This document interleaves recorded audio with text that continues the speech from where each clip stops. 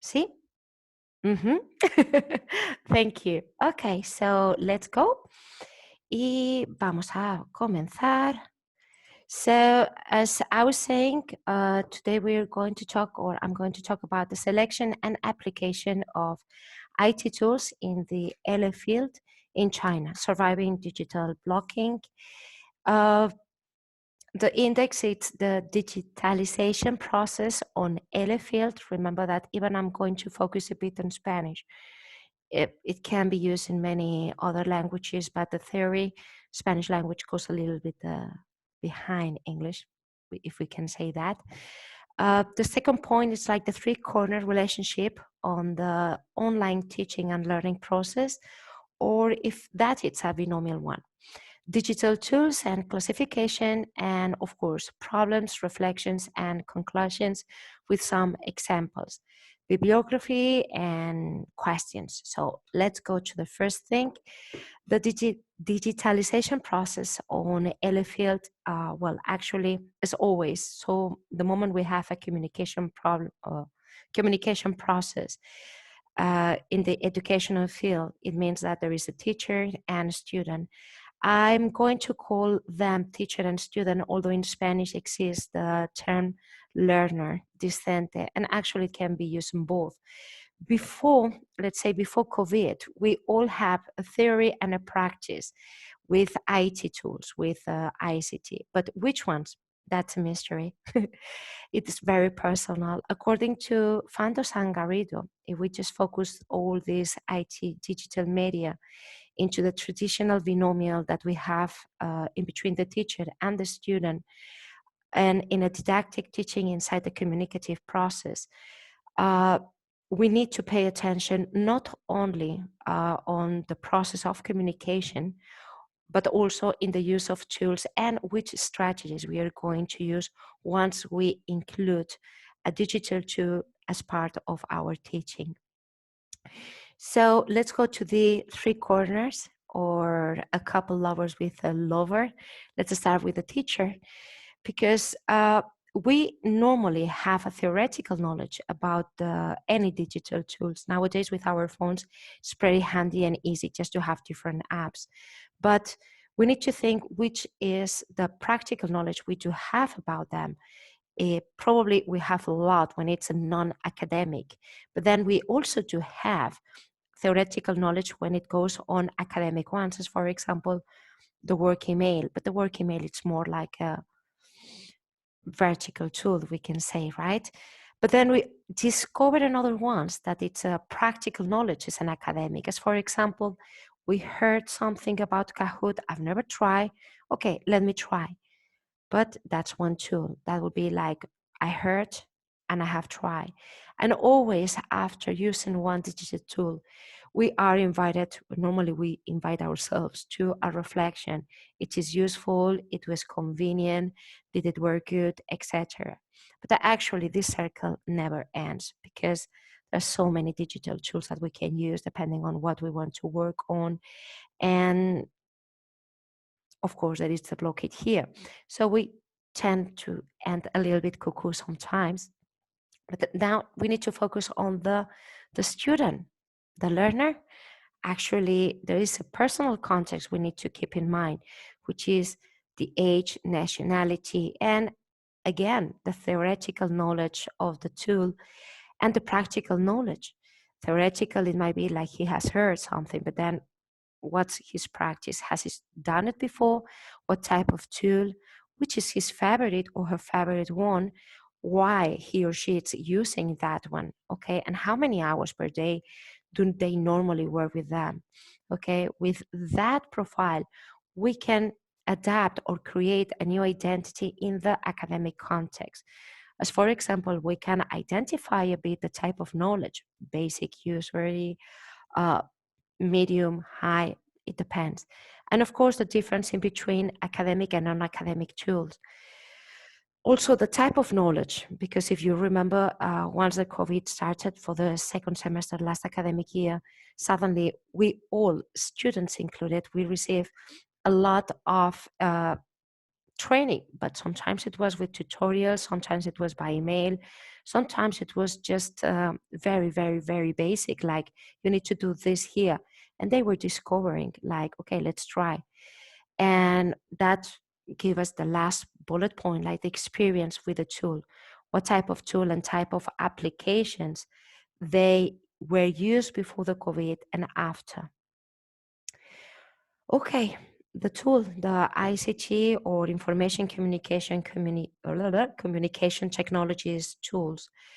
Well, actually, the Web 2.0, all the people said that it's already passed away, and it could be true, but it's already old if we think about some characteristics that still nowadays it takes us time to get used to, adapt to, accept. As for example, the change of mentality, that it is very useful to, even now that we are on site, just to be able to talk face to face to them. Still, they need to practice with computers and this type of new strategies. There is the famous theory of colaboracionismo, connectivism and collaborationism, which was a very good idea. It's a wonderful idea. Just like we create something in between a community.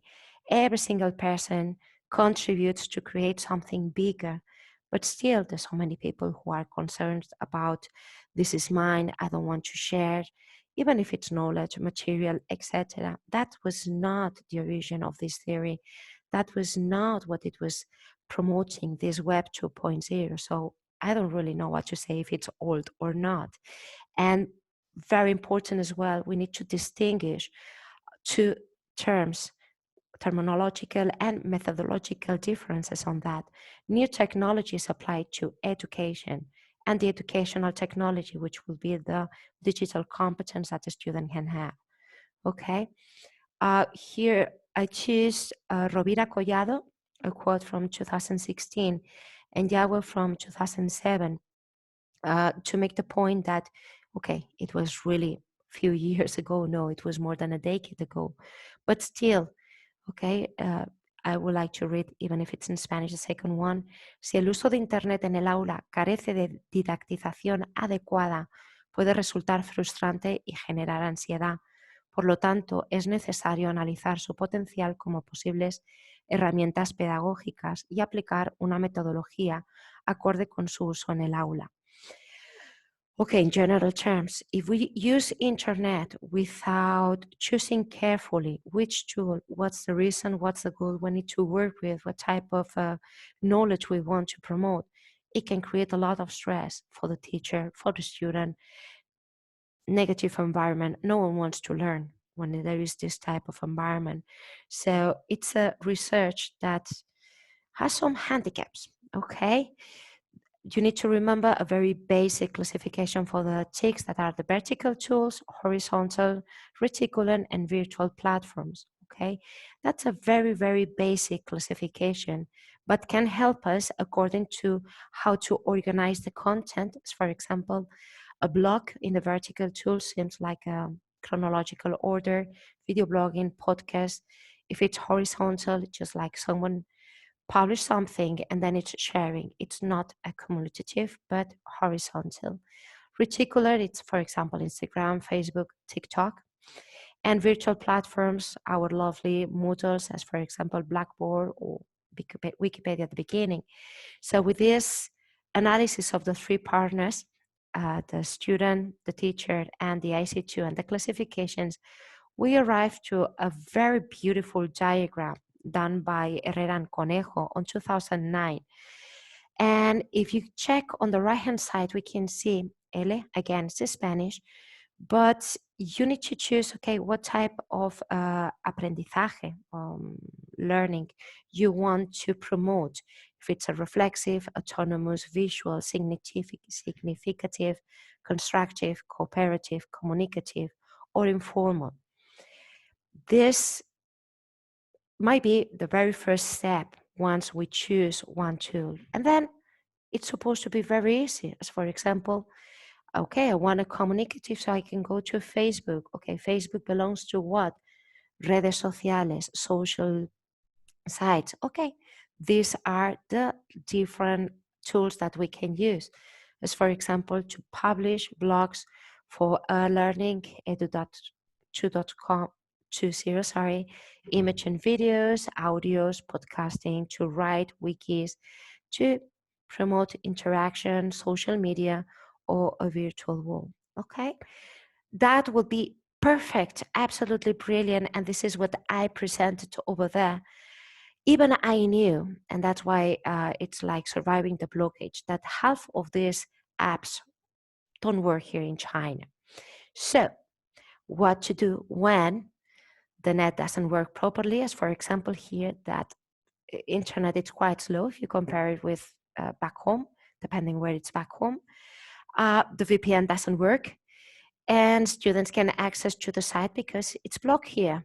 Well, you have two options. You can just wait, which that would be us during the COVID trying to correct homework on media site, for example, or you can go for a solution.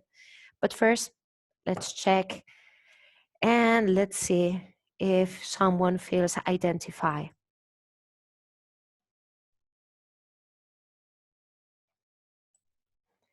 I need to, okay.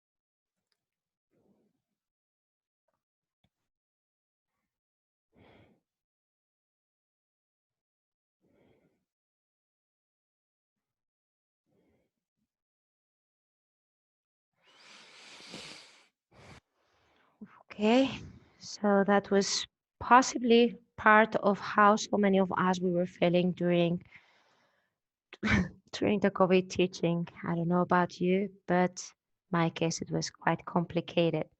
So what to do? Well, when internet is not working, when your iPad is blocked, when MediaSite doesn't want to upload, it's not working because it doesn't work with a Macintosh when it is an iPad and it's not a laptop. When internet falls down because birds wants to stop at the antenna. So many things you have need to reconsider. First, it just like take some space. And the second, it just like reconsider. Okay. Again, analyze what's your profile. Okay. You need an equipment according to what you have, it's what you can offer. And the student is going to be the same.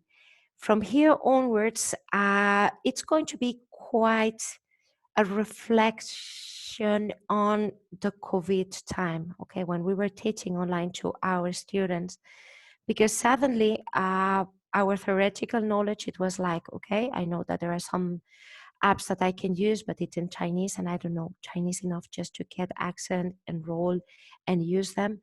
They don't have access to the ones that you have when you are overseas. The university recommends some that you cannot use when you are overseas. You can use some that some students can because they do have VPN, some others no.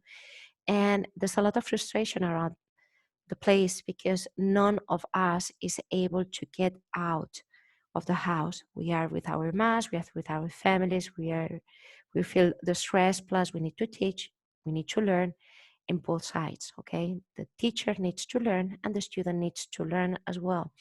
So again, we go back to the beginning and actually it's only 4 steps that are necessary on those cases. Communicative process, what type of activities you were designing, what type of income of goal you want to achieve, okay?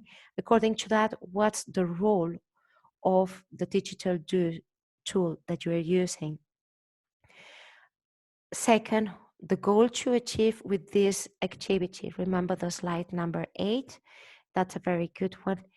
And finally, digital alternatives. In Spanish we say, you haven't discovered America. We mean that we were not the only ones suffering this. So it's the moment when you work as a group to help each other to know which apps, which programs can run in one place and in another. Team connectivism, as we were saying. And the digital alternatives have been increasing. There are different maps, as I want to share now with you. And finally, do some research, cross-check, and of course, put them in practice. I will show you some examples. So the digital alternatives, for example, that I found, I love this poster. It's teenager-friendly apps for online learning. Okay, this is just from last year. And as you can see, there are many of them, like Quizlet, that we knew that it worked here and over there, but maybe you didn't. I did, but some colleagues probably not. Mentimeter, I never heard about that one. I'm reading from assessment and feedback. I knew Kahoot work when we are at the university because I have a VPN here. But what if our students are not located in a place where they have access to internet 24/7?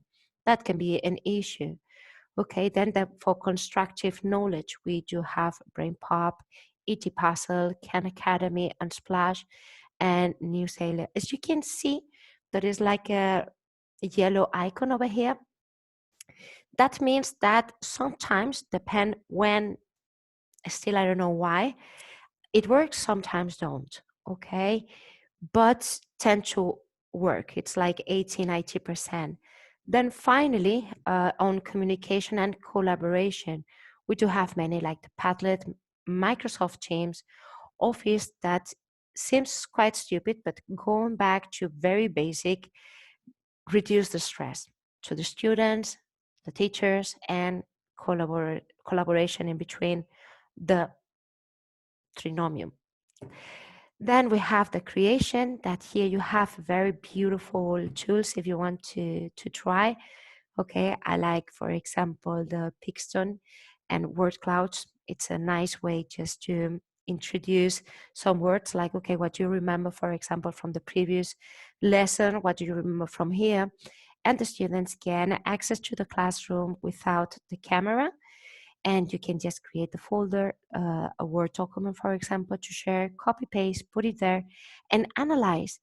Because, for example, in Spanish, we do have some issues that need to be worked from the very beginning with the spelling, as for example, the capital letters or the accents. So that's a nice way, in a funny way, just to remember them, careful about this, careful about that, etc. Canva, for example, just if you want to look for volunteers, etc. So another point when there is the digital alternatives, it's research and cross-check, okay? For example, even it's here as a teamwork, it means that it was not me who found it. I was in one group, and thanks to this group last year, I survived to try many apps that I wanted to insert as part of the online teaching, as for example, different platforms where they can record videos for the digital portfolio, or for example, when it was like extra material for the listenings, etc. So for example, here you have learningapps.org, and this is how we were communicating. We were just texting and suddenly asking someone, okay, who is there, who can check if this is working, please? And someone who was here in the mainland was checking. What was the problem? That, for example, in the Spanish division, as some of you know, we were all stuck overseas, at least in Spain. There was only a few of you remain here. So it was really complicated to know which one, with the amount of work, everything was like. So this, I don't know, I think it's very useful.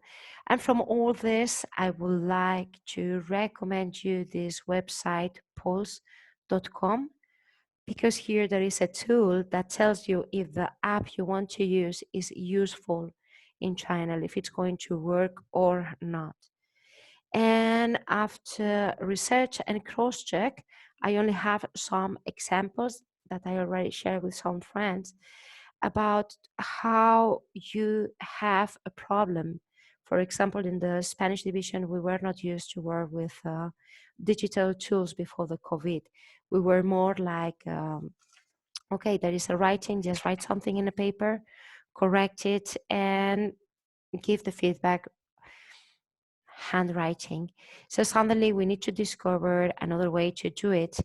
And for example, the very first thing that comes to your mind is just like, okay, an assignment, you write it, you submit it. Okay, what about if we use blog? A blog, for example, in this case, it's the word reference. It helps to promote interaction, especially when there is a lot of stress in the students that they cannot be with the friends, they are at home, they don't want to be there. They are stressed with all the deadlines from other subjects. They are stressed because they need to learn a language from zero. So it's a way to make them work in teams and promoting teamwork that makes the participants in the learning process more responsible. For example, this activity, it was based in groups of 3 students, and each student have a different role. The teacher can give a topic, as in this case, you can see it's let's talk about the family. And one person was supposed to write following the instructions about the family, practicing the new vocabulary given in the unit with a minimum maximum of words, and using one color ink. The second student was the first one, let's say it was like the journalist, and the second was like the editor. The teacher was supposed to check if the writing was okay or not. So that means that the student can trust his colleague or her colleague, or might want to take the risk to correct, like, I think that here you need to use this word, that the spelling is wrong. And that's why, for example, the teacher has a second color, as we can see on the mid picture with Cecilia when she's speaking Mi Familia, Grupo 3. Uh, Finally, the third one, it's like the big boss. The big boss can use even a third color. And it's like, okay, I think it's correct, but you miss this and this. And then you publish. The freedom that the blog gives, it's amazing because it's not only promoting interaction and teamwork, but it was a way to express themselves. Okay. For example, if we analyze the pictures, you can see different creations, let's say, different designs. Blanca, for example, is should have chosen a picture when she was a kid. And it's lovely just to see this color. Seems like she was really involved in doing this, uh, remembering good times, sharing this with the rest of the classmates. Also, I forgot to mention that the rest of classmates, they needed to make comments on the others' pictures. It was part of the activity. Share, correct, publish, and comment.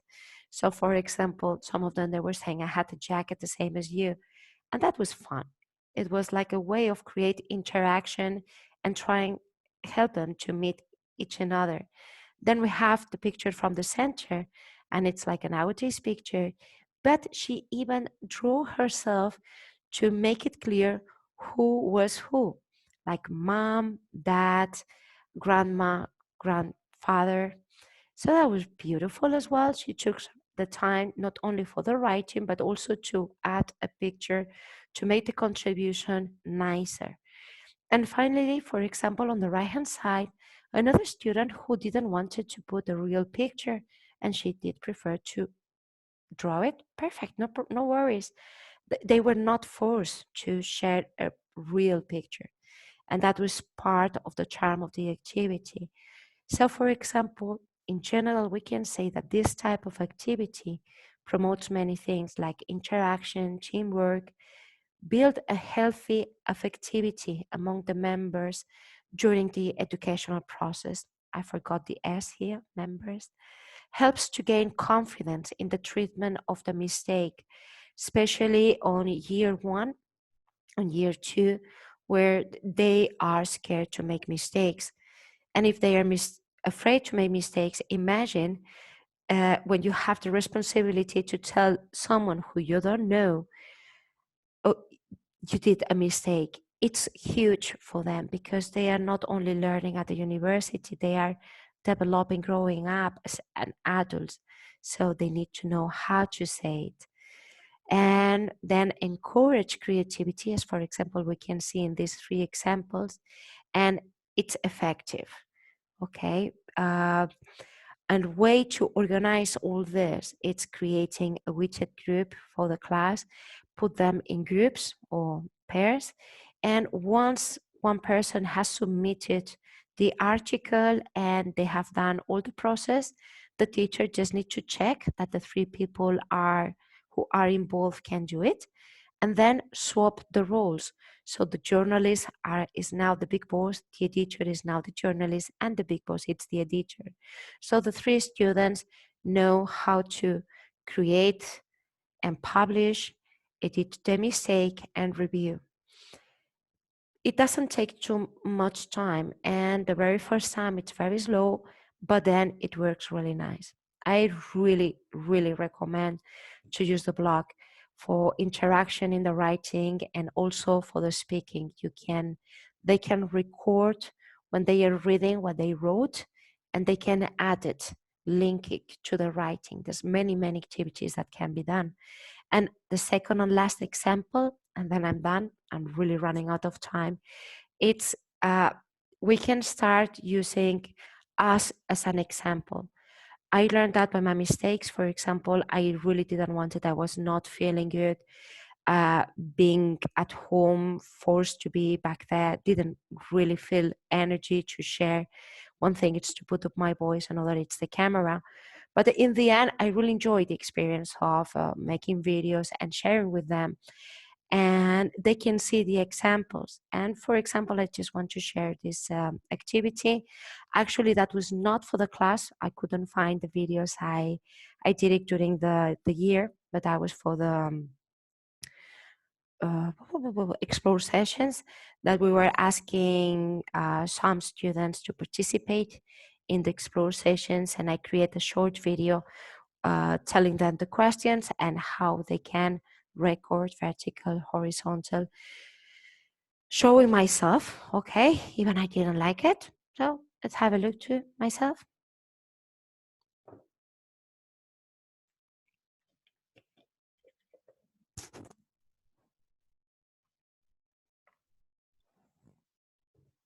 We can't hear Rebecca.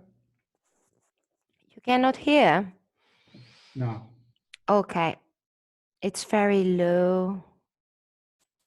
Now, girl? No, still not. You might have to take your headphones out so we can hear the recording.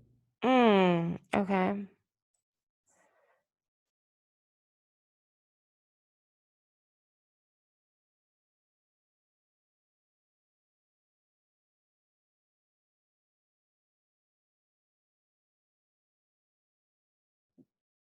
No, sadly not.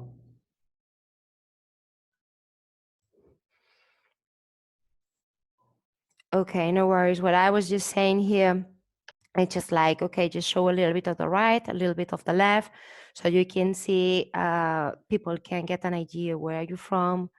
You need to introduce yourself in Spanish, saying who you are. If you can say that in Spanish, it's nice just to say, hola, me llamo, soy, Gar, Rebeca, Maria, Lorena. Okay, then where are you from? Yo soy de. Record yourself outdoors, it would be nicer. And then why did you learn Spanish? And if you like it, if you recommend it. And one of the answers, one of the examples that the students submitted, I'm sorry, you are not going to hear. It seems like we're going to have the same problem. Maybe later when I share the screen, the slides, you can check. But for example, this is Maite from Madagascar, Elena and Lara.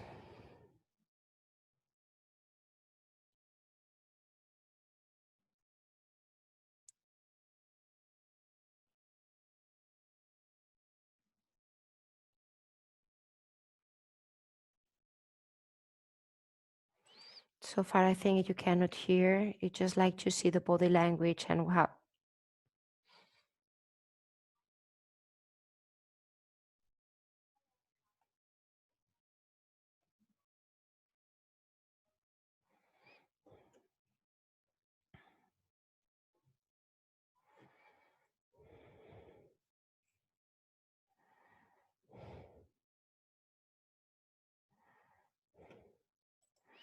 And the third example. Han.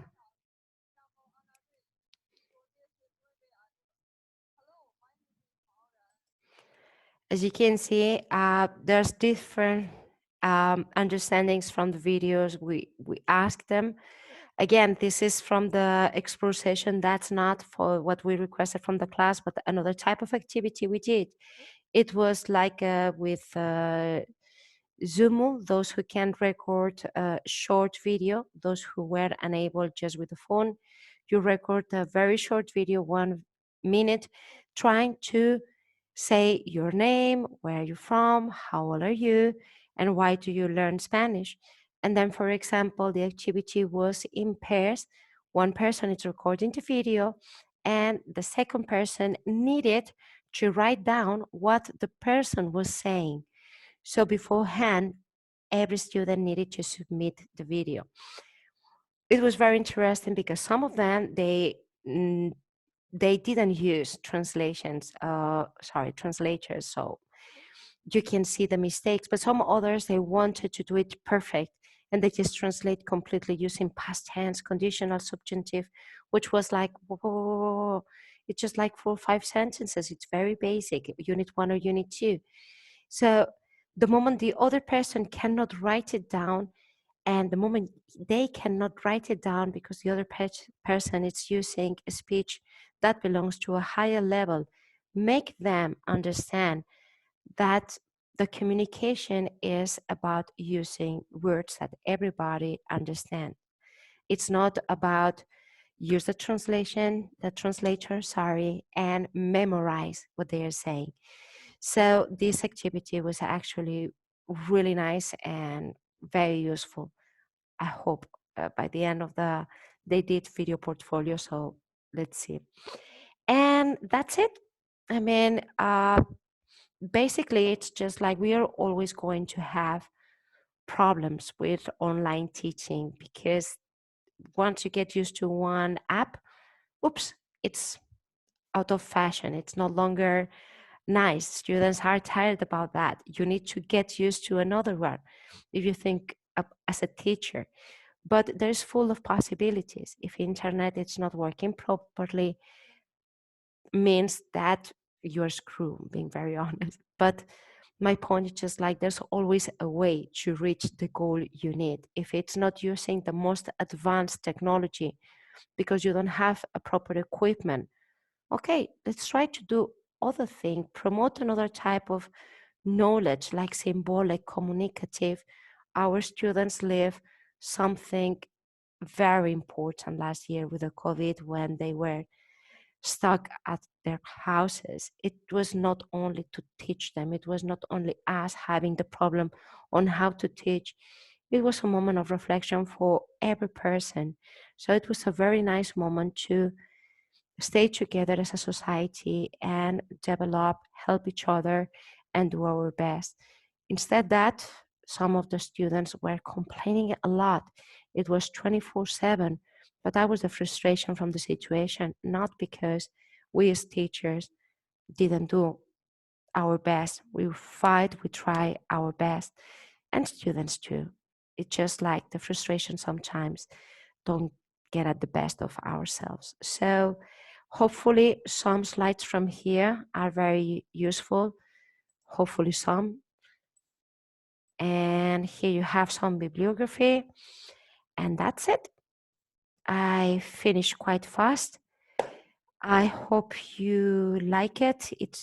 I really delayed so many slides that I got it in the other one. I thought I was not going to have time, but if someone wants to share with us any experience or any advice, any tool that you think it was very good, please do. So we are still on time to keep practicing. Can I ask a question? Sure. Yeah, did you those videos, were they like the end goal, or were they was there more activities involved in using the videos after? Oh no, they were more. That was at the unit 1, unit 2, that they start with a very basic introduction, and then there was like one more, for example, introducing the place where they live, the family, but instead, because once they know the dynamic, like I speak, and you have to do the transcript, then it was like, okay, you need to do the transcript and record a video saying what you want to say. I was correcting, and then it was like a filling the bank, rellenar los huecos, fill in the banks. That was a second activity. Then there was a third one that it was like, okay, record yourself, but now it's only voice, no need the video, because some students after the questionnaires, they say that we were asking so many videos. So it was like, okay, we wanted to prepare them for the video portfolio, but if they complain, we stop. And then they complain because they had to do it in the end without preparation. It never rains. But then there was a one that it was very nice, that they need to say his name, their name and the student number, and do a short description. And it was objects that you can find in the room. So they practiced the very basic adjectives, because that was year 1, the table. Okay, so there are books on it, things like this. And could they comment on each other's videos, or? Oh, no, because that was something I asked them.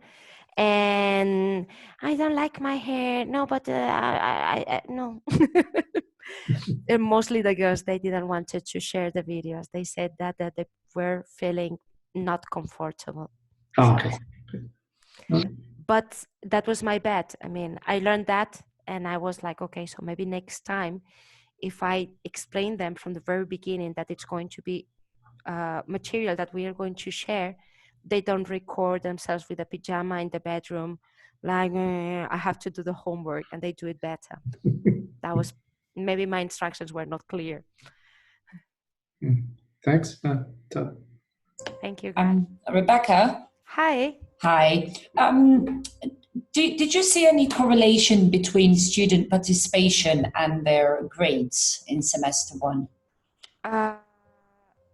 You mean in semester 1 this year, or that's from sorry, no, sorry, I actually made a mistake. Semester 2 last year. Oh yeah, those students who were more involved in class activities, they got better results, because they felt like I was relaying on them some responsibilities. We were tracking them with the WeChat, with the emails, video calls. So they really felt involved. But of course, I think they were more involved because they were feeling more positive about what they were living. There were others that they were just tired. But yeah. Thank you.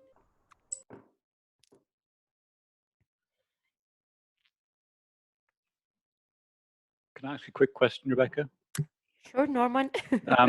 Just the idea that some sites are not accessible from inside China, obviously. And so if, for example, they have a research essay, a research paper, and you want them to access, to try and search for certain things, they can access Google, but then very often they can't access the results.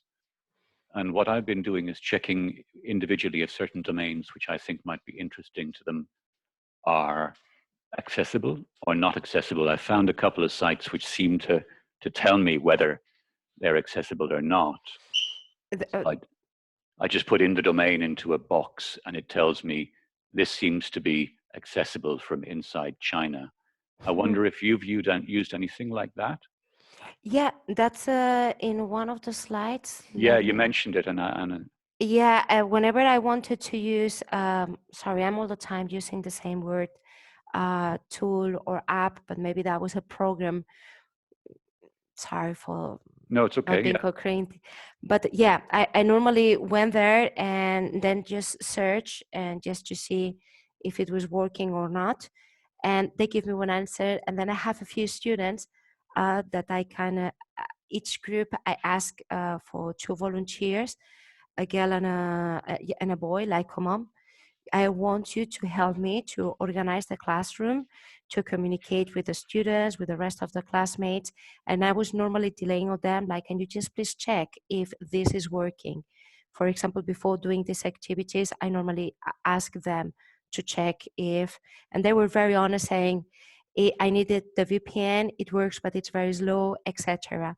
But at least I have in between 6 to 8 students located around China, different places, different situations, village and city, to see if it was operative or not. So you found that this checking actually was fairly reliable? It would tell you? Yeah, because normally it was okay, but again, even on that side, they were saying like, yeah, it works. It was saying that word reference work, but then, for example, when I put it in practice, it was very slow. Okay, okay.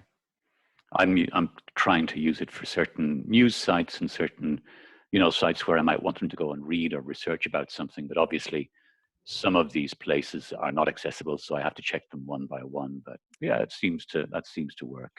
That poster, I was very curious when I saw the alternatives, like China friendly, because there were many tools that I didn't know, and I was like, okay, what's that? And the moment you start to play, it was really nice. And then I was sometimes, because actually I was up to here from work, but I was just checking with some kids, like, do you mind just to check if this is working? Yeah, okay. Thank you very much. It's really interesting. Thank you. Thank you, Norman. That's it. Host. Okay, thank you, Rebecca. Okay, thank you, everyone. Bye-bye. Bye.